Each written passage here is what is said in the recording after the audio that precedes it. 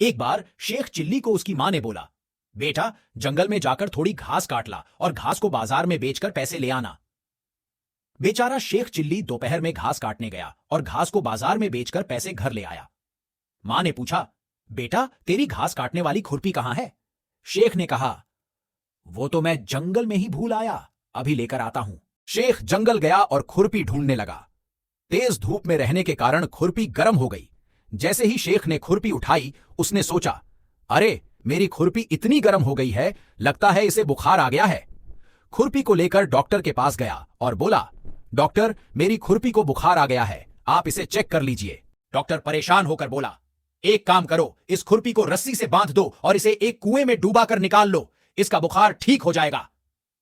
शेख कुएं के पास गया और खुरपी को कुएं में डूबा दिया और कुएं से बाहर निकाला। उसने देखा कि खुरपी ठंडी हो गई। उसने देखा कि कुछ गांव वाले एक बूढ़े बाबा को डॉक्टर के पास ले जा रहे थे, तो शेख ने पूछा, क्या हुआ इन बाबा को? लोगों ने बताया, इनको तेज बुखार है। शेख खुशी से बोला, अरे डॉक्टर के पास जाने की जरूरत नहीं है, मेरे पास उसके इलाज है, खुद डॉक्टर साहब ने मुझे बताया है। शेख बोला, एक काम करो, पहले इन बाबा को रस्सी से बांध दो, फिर उन्हें कुएं में डूबाकर वापस निकाल लो, इनकी बुखार ठीक हो जाएगी। गांव वाले ने वैसा ही किया और उनका शरीर ठंडा पड़ गया।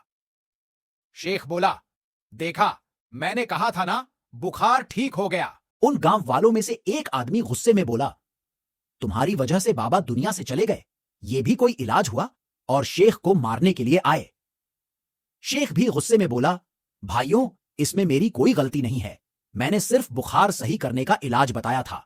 अब बाबा जी को कुछ भी हो, बुखार तो सही हो गया ना। अगर आपको मारना है तो डॉक्टर साहब को मारिए, मुझे तो यह इलाज उन्होंने ही बताया था।